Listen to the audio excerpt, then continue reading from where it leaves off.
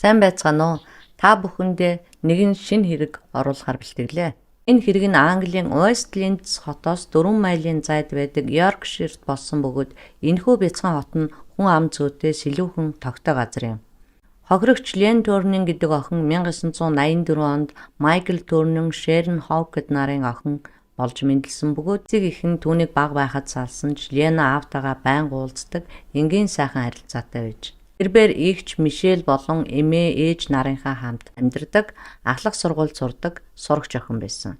Энэ өөрийнхөө хамгийн дотны найз Сара Вайтхаустайгаа хамт хичээл номоо хийгээд хичээлдээ ирэх очихдоо үргэлж хамт явдаг. Ер нь ихэнхдээ л цагийг хамт өнгөрөөдөг үе зайгүй найзууд байсан. 11-р сарын сүүлчээр дэлгүүрүүдэд Зул сарын баярын хямдрал зарлаад байсан болохоор тэр үеэр хоёулаа хамтдаа дэлгүүрээр явж шопинг хийё гэж ярилцаад 2011 оны 11-р сарын 26-ны ням гаригийн өглөө Лен эмээтэйгээ хамт сүмд очиж өглөөний залбирлаа хийсний дараа гэртээ ирж хувцас солиод найз Саратайгаа уулзгаар явсан байна. Тэрээр гэрээсээ гарахдаа хар цагаан өнгийн поло цамц, хар гутал, хар өмд өмсөд ээжийнхээ хацар дээр үнсээд гарчээ. Тэр хоёр тэндээсээ автобусанд суугаад Линц хотын төв рүү орж дэлгүүрээр баахан явж агаад үдээс хойш 16 цаг 50 минутын орчимд хоёр охин хотын төвөөс автобусаараа буцаж ирсэн байна. Тэгээд Сарагийн гэрлүүгээ явдаг замаар хамт явж байгаад тэрүүхэн хэсгээрээ зам нийлдэг юм байна л да.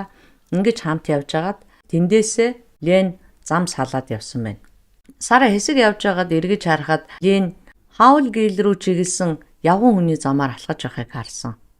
Тэрхүү явган зам нь бол уулын хажуугаар явдаг. Өдрийн цагаар л юу юм гэхээс биш шөнө орой бол хүмүүс тэр болгон яваад байдаггүй. Тийм буйдхан зам байсан. Магадгүй тухайн үед гэгээтэй байсан болохоор аюулгүй гэж бодсон байх л да. Ингээд охин бол тэндээс 20 минут алхаад гэртээ хүрчих газар байж. Сара гэртээ ирчээд 17 цаг 20 минутын үед Ленийг гэртээ очиж үгүй юу гэд ярихад ээж нь түүнийг гэртээ ирээгүй гэж хэлсэн.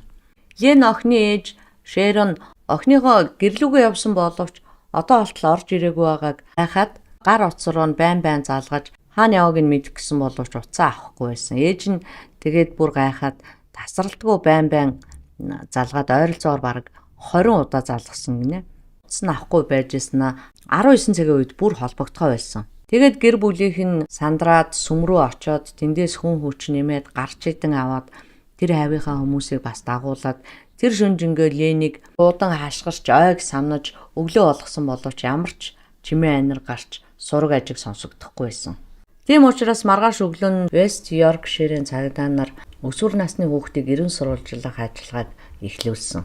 Мөрдөгч Ким Грегер ахлуулсан цагдаагийн мөрдлөгийн баг 700 гаруй байшингийн гадаах задгай талбай, ойн захын шуудуу, ус зайлуулах сувг гэх мэтчлэн охиныг нууж болохоор бүхэл газруудаар идэвхтэй эрен хайх үйл ажиллагаа явуулах нь мэдээж амаргүй байсан ч гэсэн тэд бол хайсаар л байсан. Дөрөмт хувцастай цагдаа нар эрэлч нохтыг хөтлөн айлуудаар явж газраар үзлэг хийж байхад нислэг тэрэг мөн хотын дээгүүр явж агаараар эрэл хайгуулыг хийж байсан. Гэвч одоо охины цогцсон ч гарч ирэхгүй ямар нэгэн баримт олдохгүй байсан. Цагдаагийнхан ямар нэг нотлох баримт олж цуглуулахын тулд айлуудыг хогоо аяхыг зогсоон хогийг нь хүртэл хурааж авч нягтлж исэн бөгөөд гэвч одоо 7 онсон учраас цаашид хог хаягдлыг тэр болгон цуглуулж шалгаад байх боломжгүй учраас хог цуглуулах үйл ажиллагааг зогсоосон юм байна. Ингээд цагдаа нар хамгийн сүүлд Лений өмсөж байсан хувцсыг Мишельд өмсүүлж хамгийн сүүлд явж байсан газраар нь яг тэр замаар явуулж зураг бичлэг хийсэн. Ингэж бичлэг хийснийхээ дараа тухайн бичлэгийг орон нутгийн телевизүүдээр нэлээд олон хүмүүс холбогдсон бөгөөд тэр дунд бол Паул гил дүүрэгт яг тэр цаг үеэр нэг эрэгтэй хүн нохоогоо халхилуулаад явж байхыг харсан тухай мэдээлэл орж ирсэн. Тэр үед тухайн хүнийг харсан хүмүүсээс асууж лавлаж тэр хүмүүсийн нийлмэл мэдээллээс аман зураг гаргаж авахд махлаг дугуй царайтай, хазар дээрээ халцархаан соригтой, ар ноосон малгайтай, ус нэвтрдэггүй хөрөм өмссөн байсан гэж гарч ирсэн байна. Тэр бол нэлээд бохор өмдтэй байсан тухай бас онцлж хэлсэн байна л да. Ингээд цагдаа нар бол аман зургийг гаргаж олон нийтэд мэдээлэл түгэж хэлсэн. Тэгээд бараг тэр хотод байдаг нохотой хүн болгоныг сэжиглэж тэр дундаас одоо 70 хүнийг сонгож аваад энэ дунд л одоо байж магадгүй гэж шалгаж үзсэн боловч яг энэ нь одоо боломжит сэжигтэн гэж хэлчихэр хүн бол гарч ирэхгүй байсан. Сэжигтэн олдохгүй байсан болохоор хэрэг үрдэлт мөрдөн байцаалтын явц цаашдаа нэлээд удааширч хийн дуйлан бүдгэрч эхэлсэн ч хохирогчийн гэр бүл болон хотын иргэд Лений кейсийг стандар болон олон нийтэд байн сануулж ерөн чадах бүхний хийжсэн. 3 хүүхдийн эцэг Шон Кларк гэдэг хүн энэхүү хэргийн талаар сонсоод хэргийн талаар баттаа мэдээлэл өгсөн хүнд 10,000 фунт стерлингийн шагнал өгнө гэж амласан. Исланд Фуд супермаркет Лений зургийг тухайн дэлгүүрээр худалдаалагдж байгаа сүүний хайрцаган дээр хэвлэж "Чи намайг харсан уу?" гэсэн бичгтээ хэвлэмэл зурагт хуудсуудыг энд тэнд нааж рекламны том самбарууд дээрч түүний зургийг тавьж байлаа.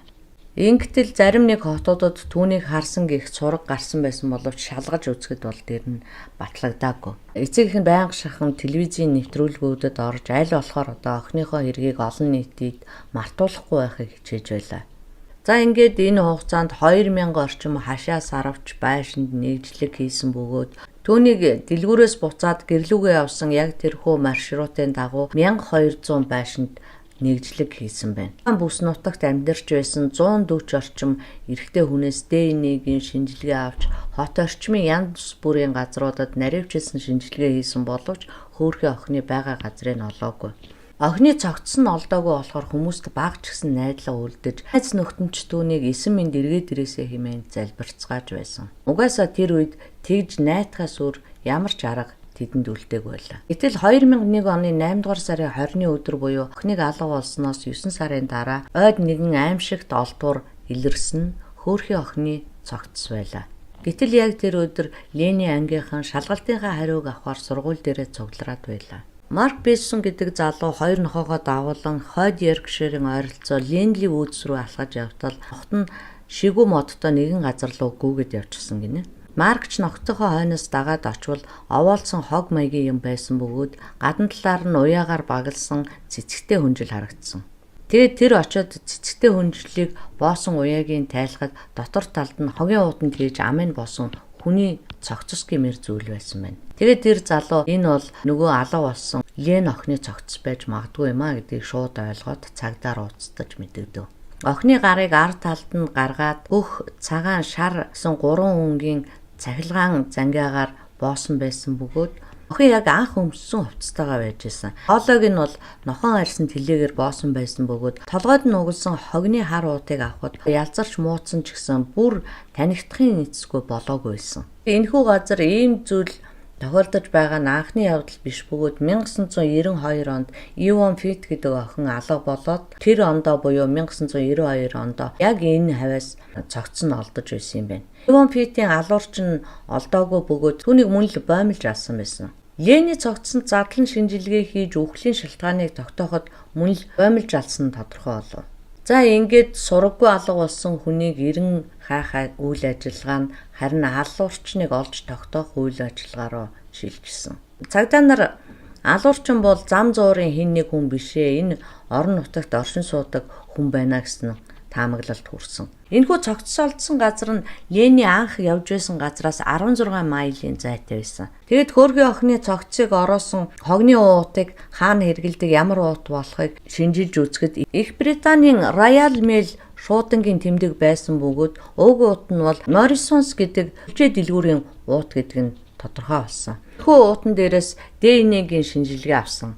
Хүн алуурчны хэрэглэж байсан эд зүйлсийг олж магадгүйгээд цогцос олдсон тэр газрын ойр хаваар хурууны үзүүрийн хайлт буюу жижиг цаас, шүдэнз гих мэтчлэн жижиг хэмжээний хаягдлуудыг одоо хурууныхаа үзүүрээр түүж хайлт хийсэн. Ингээд наривчилсан самналтын багийнхан 20,000 орчим хавтгай дөрвөлжин метр квадрат талбайг хамарч хурууны үзүүрийн хайлт хийсэн байна. Ингээд дуудлагүй өөрхийн охиныг түүний төрсөн өдрийнх нь маргааш оршуулжээ. Сэмфордын методист сүм болон Ленийг анх төрөхт нь ажиллуулсан Брамли Лидсийн сүмүүдэд олон зуун хүмүүс цуглаж эмгэнэл илэрхийлж байлаа. Тэнд цугларсан хүмүүс бүгдээрээ цагаан цайвар, гэгээлэг өнгийн хувцас өмсөж, талигаачийн хойчийг ариун цагаанаар ажиллахыг хүсжээ.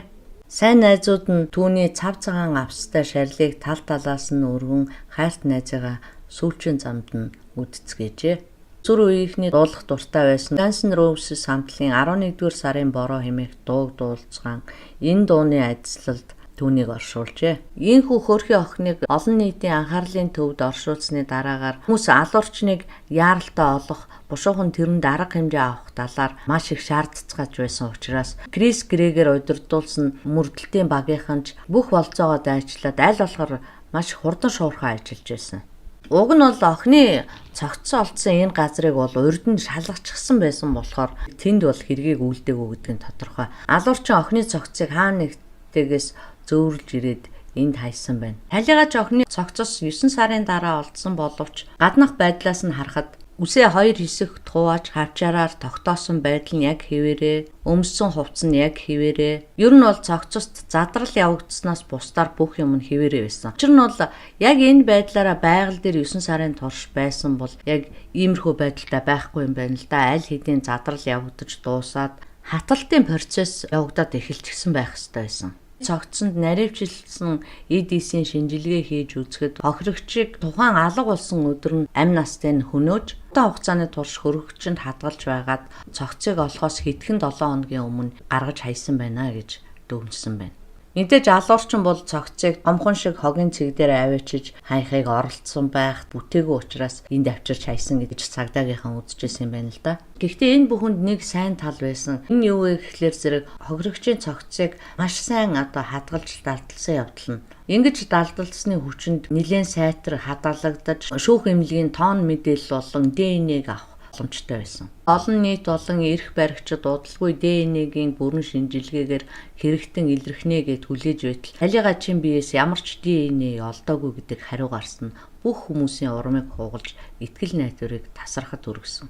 Гэтэл Лений хувцснаас нэг ширхэг нохооны ус олдсон бөгөөд гэрийн тэжээвэр амьтдад зориулсан ДНХ-гийн шинжилгээний профайлыг гаргаж түүгээр дамжуулан алуурчныг олж чадна гэж үзээд тухайн үсийг Техасын их сургууль руу илгээсэн байна. Учир нь бол Техасын их сургуулийн эрдэмтэд гэрийн тэжээвэр амьтны ДНХ-гээр дамжуулан тэдний удамшлын профайлыг тодорхойлох арга техникийг боловсруулж байжээ. Гэвч тэд зөвхөн хойны ДНХ-гийн хэсэгчилсэн профайлыг хийж дөнгөж эхлээд байсан бөгөөд Британаас ирсэн энэхүү хүсэлт нь бол тэдний хувьд анхны тохиолдол байсан ч гэсэн тэд тодорхойлж чадах байх гэж найдаж байсан. Гэвч ганцхан ширхэг үс нь бол шинжилгээнд боломжгүй байсан юм байна. Ингээд тэд талигаач Лений зүүж явсан нэхмэл оролтны зангилаанаас олдсон хүний үсний дээжийг мөн ДНХ-гийн шинжилгээнд өгөв. Нэлээд удаан хугацааны турш судалгаа шинжилгээ хийсний үр дүнд ДНХ-гийн профайлыг нь бүтээж чадсан. Энэ хэрэг дээр ажиллаж исэн өөр нэг хэсгийнх нь юу хийж исэн бэ гэхлээр охины хоолойг боомлсон нохооны хүзүүвчийг арьсан бүтээгдэхүүн хийдэг Hermitage брэндэд үйлдвэрлэсэн болохыг мэдэж энэхүү компанид хандсан юм байна. Гэтэл тухайн компани Их Британь даяар тухайн хүзүүвчийг 220 хүнд худалдаалсан гэж мэдгдсэн. Тэгвэл тэр 220 хүн донд 10 Yorkshire Leeds-ийн орчим хаягаар хүргэгдсэн эсхийг лавлаж үзсэн байна. Гэтэл 112 дугаартай дуудлаган дээр гэрийн тэжээвэр амьтдын унтлагын хувцас гэсэн дуудлага байсан бөгөөд Ливерпул хотын шуудангийн захиалга байсан. Ингээд мөн л наривчлаад үзтэл Hermitage брендийн 3 арьсан хүзүүвч зарсан байсан бөгөөд тэрхүү 3 мэдээллийг цагдаа нар руу явуулахад нь судалж эхэлсэн. Энэ 3 захиалагч дундаас John Taylor гэдэг захиалагч нь Bramley хотод амьдардаг байсан учраас илүү их сэжиглсэн байна л да. Энэхүү Bramley хот нь бол Лений хамгийн сүүлд харсан газраас 3-4 милийн зайд оршдог. Бөгөөд John Taylor гэдэг нэр нь бол энэхүү хэрэгт шинээр гарч ирж байгаа нэр биш юм байна. Учир нь анх нохойтой хүмүүсийг сэжиглэж байхад энэ хүнийг мөн шалгаж исэн байна. Гэвч тэрээр тухайн үед хэлэхдээ охиныг алга болохоос хэд хоногийн өмнө манай нохоо өгсөн гэж мэдүүлсэн байна. Тийм учраас зөвхөн байцаалд өгөөд өнгөрсөн. Ингээд мөрдөгчд дахин John Taylor-ыг шалгаж эхлэв. John Taylor бол 45 настай, гаднаас нь харахад жирийн л нэг залуу бөгөөд Royal Mail-ийн илгээмж хүргэлтийн жолоочоор ажилладаг байв. Тэрээр анх 15 настай байхдаа костюм хулгайлсан хэрэгээр яллагдаж 1981 онд төрсөн нэг хүү, 83 онд төрсөн нэг охинтой, тэгээд 1996 онд бол гэр бүлийн албан ёсоор салгуулсан юм байна. Тейлер гэртээ ганцаархнаа ам гүм амьдардаг байсан бөгөөд ан агнаж амьтанд хамлах дуртайг нь тооцвол ер нь жирээл нэг хүн. Хөршүүд нь хэлэхдээ Тейлор бол туулаа барьж тэрийгэ тамалж тарчлаадаг, мөн хулгаагаар олон удаа үнэг ангнаж байсан гэдгийг нэлжээ. 1982 онд анх энэ байшинд ирснийхаа дараа гэртээ дахиад хижээж тэрнийхээ өндгийг нь идэж амьдардаг байсан бөгөөд дахианых нь баас сангасан ихтэйд төвчхийн аргагүй муухай үнэр хавь орчинд нь гардаг байж. Үүнд нь хөршөөд дургуйцахад дахиагаа алсан бөгөөд өгөж байгааг нь хараад маш их баяртай байсан гинэ. Тэрнээс гадна Тейлор бол орон нутгуудаар аялах маш дуртай байсан бөгөөд сайндайч биш ер нь бол сексийн хамтрагч хүүхнүүдээ олохын тулд тийхүү аялдаг байсан аж. Нэг ясандаа тэр бол зүгээр л хүмүүстэй бэлгийн харилцаанд орохын тулд аялдаг байсан гэх юм уу та. Түүний гар утсыг шалгаж сексийн хамтрагч байсан бүхнүүдээс мэдүүлэг авахд тэдний ихэнх нь Тейлорыг бусдын адил энгийн л харилцаатай жирийн залуу байсан гэдэг боловч Лен охины хэрэг гарсны дараа зарим хүн түүнийг энэ хэргийн сэжигтэнд байж магадгүй гэж бодоод цагдаад мэдэгдэж байсан байна. Гэвч одоо тухайн үед яагаад ч юм анзаарагдаагүй өнгөрсөн юм бэ? Тейлорын олонх сексийн хамтрагчид нь түүнийг энгийн жирийн залуу гэж байсан боловч ганц нэг эмэгтэйчүүд түүний талаар илүү дэлгэрэнгүй мэдээлэл өгч. Тэрээр бэлгийн харилцааны үеэр гарыг нь цахилгаан зангиагаар боож нүдийг нь мөн боодог байсан гэж ярьсан бөгөөд тэр чухам яаж боож ирснийг биднэрт үзүүлээч гэж хэлэхэд бол гарыг нь ард нь гаргаж бугууг нь 2 боолтоор тойруулж боогоод 3 дахь боолтын 1-2 дугаар боолтыг хооронд нь холбож боож байсан зэргийг нь харахад бол талигач Лений гарыг боосонтой яг адилхан таарч ирсэн гинэ. Мөн тэдгэр эмэгтэйчүүд хэлэхдээ Тейлор бол орныхоо хажуу талын шургуулганаас тэр боолтыг гаргаж ирдэг байсан гэж ярьж исэн. Хөөхий Лен охиныг нас барснаас 12 сарын дараа Джон Тейлорыг баривчилж тэдний гэрт нь нэгжлэг хийжээ. Үүний үр дүнд байшингийн арын хашаанаас тэрээр үйлдвэрийн 4 нохойн арга яс бүр толгойг нь хүртэл олсон байна. Тэгэхэр зэрэг тэрээр нохойтой хүнийг хайж байна гэсэн мэдээг сонсонгуудаа нохойнуудаа алж тэнд булсан байх болцоотой гэж үзчихэ л дээ. Ингээд нөгөө нохойны үснээс нь дээж авч шинжилгээ хийж үзэхэд бол тухайн шинжилгээгээр Ленээс гарч байсан нөгөө ганц ширхэг үстэй яг таарч байсан. Шалан дээр хевсийг хуулаад авсан байсан боловч шалны ирэмгийн хадаасанд нь үлдсэн ягаан хевсний утсыг олсон байна. Тэр ягаан хевс гэдэг нь бол нөгөө Ленийг ороосон нөгөө цэцэгтэй хүнжил гэдээсэн шүү дээ. Тэр юм байна л да. Мөн байшингийн шалны завсраас Лений цусны толбыг олсон. Лений биенээс олдсон нөгөө хогийн савны ам бооход ашигладаг кабель утас нь бас тэдний гэрт байсан кабель утастай таарч байсан. Олон тооны шар өнгийн цахилгаан зангиагч гэсэн мөн олсон. Энэхүү цахилгаан зангиа нь бол Тейлорын ажилладаг байсан Royal Mail компани илгээмж боодог цахилгаан зангиа нь яг мөн болж таарсан. Гэрт нь бол 3 том өргөгч байсан. Эдгээр олдсон бүх нотлох баримтуудыг бүгдийг гаргаж тавиад Тейлороор хэргийг хүлээлгэх гэхээр түүнээс байцаалт авахд эхлээд Ленийг танихгүй хараачгүй гэж гүрэж ирсэн. Сүүлдээ бүх нотлох баримтууд түүний эсрэг олмогц хэлэх үггүй болж Ленийг хулгайлснаа хүлээн зөвшөөрсөн. Тэгсэн ч гэсэн алсан гэдгээ бол хүлээн зөвшөөрөхгүй. Би түүнийг санаатаа алаагүй гэртээ оруулж ирсэн хойноо ноцолдож байх үеэр тэр юм мөргөж унсан тэгээд нас орчихсан гэж хэлсэн байна. Гэсэн хэдий ч Ленийг юм мөргсөн гэх ямар ч нотлох баримт олдоогүй. Ингээд тэр орой юу болсон талаар ерөнхий зураглалыг гаргахад хөөхий охин харанхуй бүрэнхэд баг зэрэг зөв чигээ алдаад буруу тишээ явсан байсан бөгөөд Тейлор нэг охин ганцаараа явж байхыг харангуутаа эргэн тойронд нь ямар ч хүн байхгүй байсан учраас түүнийг очиж барьж аваад амын даран нүдийг богоод 22 минутын зайтай байх гэрлүүгээ авч явсан байна. Гэртээ авчираад гарыг нь өөрийнхөө сурснаар ард нь боож тэдний галтгооны өрөөнд сүмийн хуучин сандал байдаг байсан бөгөөд тэр сандал дээрээ суулгаж аваад боомлсон гэдэг үйлдэлийнхэн дарааллыг бол тогтоож гаргаж ирж. Гэвч Тейлор өөрөө бол охиныг яагаад боомлсон, яагаад гарыг хүлсэн талаар огт юм хэлж тайлбар өгөхгүй байсан. Охиныг боомлсон цахилгаан зангиа түүний носон оролтон дээр ХНХ-ийн шинжилгээ зэрэг нь бол мэдээж одоо түүний угаасаар нотлоо нь болсон. Тейлорын найзууд болон ганц нэг орж гардаг хүмүүс нь хэлэхдээ бол галтгооных нь өрөөнд байсан босоо том хөргөгч нь гинтхэн алга болсон гэдгийг хэлсэн байна. Ингээд 2002 оны 2 дугаар сарын 15-нд 46 настай Джон Тейлорыг Лен охиныг хулгайлж амь насыг нь хөнөөсөн хэрэгт буруутай гэдгийг тогтоогдож 2 удаа бүх насаар нь хорих ялаар мөн 20 жилийн дараа давд залтах боломжтойгоор шийтгсэн байна. Джон Тейлорын үйлдсэн энэхүү хэрэг нь түүний анхны хэрэг биш гэж үздэг бөгөөд охиныг аймилж алсан, түүнийг нууж байсан, дараа нь гаргаж хайсан, шинжилгээ авахд ямар ч ДНА олдохгүй байсан зэрэг үйлдэлүүдээс нь харахад бол хэргийг нэлээд сайн бодож тооцоолсон. Яавч энэ хүний эхний удаагийн үйлдэл биш вэ? Нэлээд туршлагатай байна гэж үзсэн учраас түүний ДНА-гийн мэдээллийн санд байршуулад үзтэл 1988 оны 10 дугаар сарын 18-нд хүүхдээ сургуульд нь хүргэж явсан 32 настай эмэгтэй рүү Джон Тейлор маск зүүж хутга барьж дайрсан байна. 1989 оны 3 дугаар сарын 1-нд асал маск зүүж хутга бариад 21 настай залуухан ээжийг гэртээ байхад нь нууцаар орж унтлагын өрөөнд нь дайрч исэн бөгөөд тухайн үед 18 сартай байсан бяцхан охин нь чангаар уйлснаас болоод хэргийн газрыг орхиод зүгтэж явж исэн зэрэг үйлдэлүүд нь илэрчээ.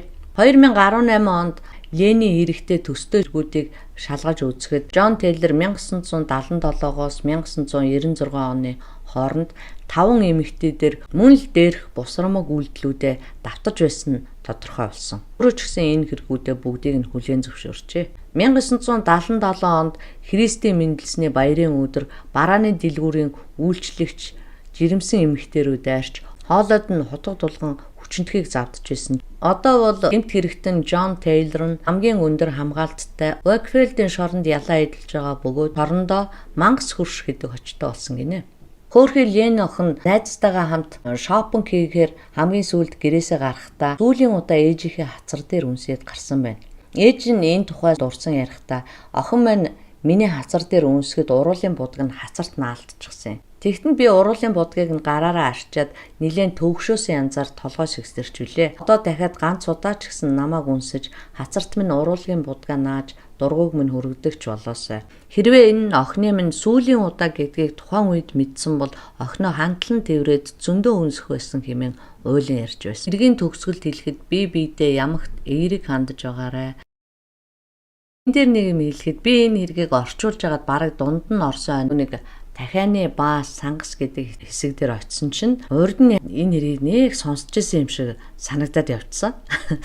Ямар сувг ярьсныг ч бүр санахгүй байна. Гэтэ ярьсан байж магадгүй гэж над бодогдоод байгаа юм л да. Нэг хайж үзэх гэснээ шууд нүдэн аниал хийчихье гэж одоо тэгэл хийцэн байгаа шүү. За тэгээд шинээр сонсож байгаа хүмүүс маань лайк, subscribe-а дарж намайг дэмжээрэй. Миний хийж байгаа энэ хүн нэвтрүүлгүүдийг байнга сонсдог, намайг дэмждэг, надад тип donation өгөх хүсэлтэй байгаа найз нөхөд маань та нартаа зориулаад би дансны дугаар бичсэн байгаа шүү.